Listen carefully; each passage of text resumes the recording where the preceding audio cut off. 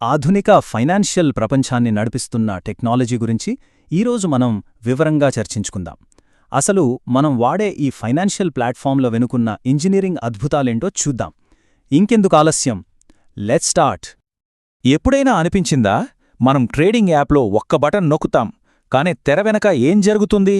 సెకనుకు లక్షల అప్డేట్స్ అంత స్పీడుగా, అంత కరెక్ట్గా అవి ఎలా హ్యాండిల్ చేస్తాయి? ఈరోజు ఆ సీక్రెట్ ఏంటో తెలుసుకుందాం. ఈ జర్నీ ఒక బ్లూ ప్రింట్తో స్టార్ట్ అవుతుంది. అంటే ఫ్యూచర్లో ఎంత పెద్దగా ఎదగాలన్నా సపోర్ట్ చేసే ఒక పక్కా ప్లాన్ అన్నమాట. ఆ తర్వాత మనం డేటాలోకి లోతుగా వెళ్తాం. ఇది జస్ట్ కోడింగ్ గురించి కాదు, గతాన్ని అర్థం చేసుకుని భవిష్యత్తును అంచనా వేయగలగడం గురించి. సరే, ఫస్ట్ సెక్షన్కి వచ్చేసాం. ఇక్కడ మనం మోడర్న్ ఫైనాన్స్ ఎదుర్కొనే రెండు పెద్ద సవాళ్ల గురించి మాట్లాడదాం. అవే స్కేల్ మరియు విశ్వసనీయత. సింపుల్గా చెప్పాలంటే, లక్షల మంది యూజర్స్ని ఒకేసారి ఎలా హ్యాండిల్ చేయాలి, ఇంకా ప్రతి ట్రాన్సాక్షన్ సేఫ్గా ఉందని గ్యారంటీ ఎలా ఇవ్వాలి? మనం మాట్లాడుకునే ఈ ప్లాట్ఫామ్స్ని అగ్రిగేటర్ ప్లాట్ఫామ్స్ అంటారు. అంటే ఏంటంటే, లోన్లు, ఇన్వెస్ట్మెంట్స్, ఇన్సూరెన్స్, ఇలా అన్ని రకాల ఫైనాన్షియల్ సర్వీసుల్ని ఒకే చోటుకు తీసుకొచ్చేవి. మనం రోజూ వాడే కొన్ని ఫేమస్ ఫైనాన్షియల్ యాప్స్ లాంటివన్నమాట.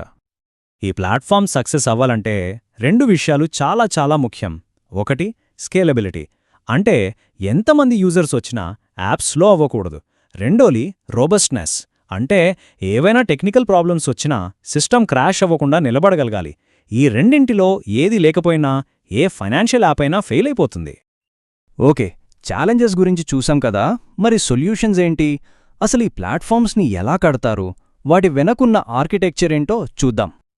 ఇక్కడే మనకు మైక్రో సర్వీసెస్ అనే కాన్సెప్ట్ వస్తుంది. దీన్ని ఎలా ఊహించుకోవాలంటే, ఒక పెద్ద బిల్డింగ్ని ఒకేసారి కట్టకుండా చిన్న చిన్న రూమ్స్గా విడదీసి కట్టడం లాంటిది. దీనివల్ల ఉపయోగమేంటంటే, ఒక రూమ్లో ఏదైనా ప్రాబ్లం వస్తే మొత్తం బిల్డింగ్ కూలిపోదు. అంతేకాదు, కావాలంటే ఏదైనా ఒక్క రూమ్ని మాత్రమే ఈజీగా అప్గ్రేడ్ చేయొచ్చు. ఇది స్కేలబిలిటీ, రాబస్ట్నెస్ రెండింటికీ హెల్ప్ చేస్తుంది. మైక్రో సర్వీసెస్తో పాటు మరికొన్ని ఇంపార్టెంట్ టెక్నిక్స్ కూడా ఉన్నాయి. ఇక్కడ చూస్తున్నట్టుగా ఒకటి, లోడ్ బ్యాలెన్సింగ్. అంటే వచ్చే ట్రాఫిక్ని ఒకే సర్వర్పై కాకుండా చాలా సర్వర్లకు పంచడం. తర్వాత హారిజాంటల్ స్కేలింగ్. అంటే ట్రాఫిక్ పెరిగినప్పుడు కొత్త సర్వర్లను యాడ్ చేయడం. ఇవన్నీ కలిసి సిస్టమ్ని స్మూత్గా నడిపిస్తాయన్నమాట. ఒక ఫైనాన్షియల్ యాప్ నమ్మకంగా ఉండాలంటే ఈ 3 పిల్లర్స్ చాలా స్ట్రాంగ్గా ఉండాలి. ఫస్ట్, కఠినమైన టెస్టింగ్. అంటే చిన్న తప్పు కూడా బయటకు రాకముందే పట్టుకోవడం. Second, code analysis. అంటే సెక్యూరిటీ లూప్హోల్స్ ఏమైనా ఉన్నాయేమో చెక్ చేయడం. Third, secure practices. అంటే యూజర్ల డేటాను చాలా జాగ్రత్తగా కాపాడటం. ఈ మూడింటిలో ఏది వీక్గా ఉన్నా మొత్తం సిస్టమ్కే ప్రమాదం. సరే, ఇప్పటిదాకా థియరీ గురించి మాట్లాడాం. ఇప్పుడు ప్రాక్టికల్గా చూద్దాం.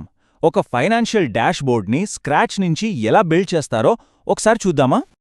ఇక్కడ చూడండి, ఒక డెవలపర్ తన ఎక్స్పీరియన్స్ చెప్తున్నారు. ఫైనాన్షియల్ యాప్స్లో స్పీడ్ ఎంత ముఖ్యమో ఇది చూపిస్తుంది. అందుకే వాళ్ళేం చేశారంటే, 4 పనుల్ని ఒక్కదాని తర్వాత ఒక్కటి కాకుండా 4ంటిని ఒకేసారి చేయడానికి సింక్యో అనే టెక్నిక్ వాడారు. ఇది టైం సేవ్ చేస్తుంది, యాప్ పెర్ఫార్మెన్స్ని విపరీతంగా పెంచుతుంది. ఏపీఐ డేటా అంటే ఏంటో సింపుల్గా అర్థం కావాలంటే, ఇక్కడ యాపిల్ కంపెనీ డేటా చూడండి. ఈ టేబుల్లో మార్కెట్ క్యాపిటలైజేషన్, పీఈ రేషియో ఇలా చాలా ఉన్నాయి కదా. ఏపీఐలో ఇలాంటి ఇన్ఫర్మేషన్ని ఒక ప్రోగ్రామ్ నుండి ఇంకో ప్రోగ్రామ్కి ఫాస్ట్గా పంపిస్తాయన్నమాట. సో ఆ కాంప్లెక్స్ నెంబర్స్ అన్నీ ప్రాసెస్ అయ్యి ఫైనల్గా మనకి ఇలా క్లియర్గా, నీట్గా ఉండే డాష్బోర్డ్లా కనిపిస్తాయి. ఇది జస్ట్ డేటాని చూపించడం కాదు, ఆ డేటాతో ఒక కథ చెప్పడం లాంటిది. ఓకే, ఒక ప్లాట్ఫామ్ బిల్డ్ చేయడం ఒకెత్తు, కానీ అది సేకరించిన డేటాను అర్థం చేసుకోవడం ఇంకో పెద్ద ఛాలెంజ్. ఇప్పుడు మనం డేటా అనాలిసిస్ ప్రపంచంలోకి వెళ్దాం. మనం కాలక్రమేణా ఇంత డేటాను కలెక్ట్ చేస్తాం, అద్భుతం. కానీ ఈ డేటా నుండి మనకు ఉపయోగపడే ఇన్ఫర్మేషన్ ఎలా తీయాలి, అందులో ఉన్న ప్యాటర్న్స్ని ఎలా కనిపెట్టాలి? ఇక్కడే టైమ్ సిరీస్ అనాలిసిస్ పిక్చర్లోకి వస్తుంది. టైమ్ సిరీస్ డేటా పేర్లోనే ఉంది గదా. టైంతో పాటు మారుతూ ఉండే ఏ డేటానైనా మనం టైమ్ సిరీస్ డేటా అనొచ్చు. ఫర్ ఎగ్జాంపుల్, ప్రతిరోజు స్టాక్ ప్రైజెస్ ఎలా మారుతున్నాయి, లేదా ప్రతి నెల సేల్స్ ఎలా ఉన్నాయి, ఇవన్నీ టైమ్ సిరీస్ డేటానే. మనం అనలైజ్ చేయడానికి ముందు రా డేటా ఇలా కనిపిస్తుంది. ఇది జర్మనీ పవర్ గ్రిడ్ డేటా. ప్రతిరోజు ఎంత పవర్ వాడారో ఈ టేబుల్ చెప్తోంది. కానీ ఈ నంబర్ని చూసి ఏదైనా ట్రెండ్ చెప్పడం కష్టం కదా. ఓకే, మన ఫైనల్ సెక్షన్కొచ్చేసాం. ఇక్కడ మనం డేటాలో దాగి ఉన్న కథలని ఎలా బయటకు తీయాలో చూద్దాం. దీనికోసం కొన్ని పవర్ఫుల్ టెక్నిక్స్ గురించి తెలుసుకుందాం. ఈ డేటాలోని నాయిస్ని తగ్గించి క్లియర్ ప్యాటర్న్స్ని చూడ్డానికి 2 చాలా ముఖ్యమైన టెక్నిక్స్ ఉన్నాయి. అవే రీశాంప్లింగ్ ఇంకా రోలింగ్ విండోస్. ఇప్పుడవి ఎలా పనిచేస్తాయో చూద్దాం. ఈ రెండింటి మధ్య తేడాను సింపుల్గా అర్థం చేసుకుందాం.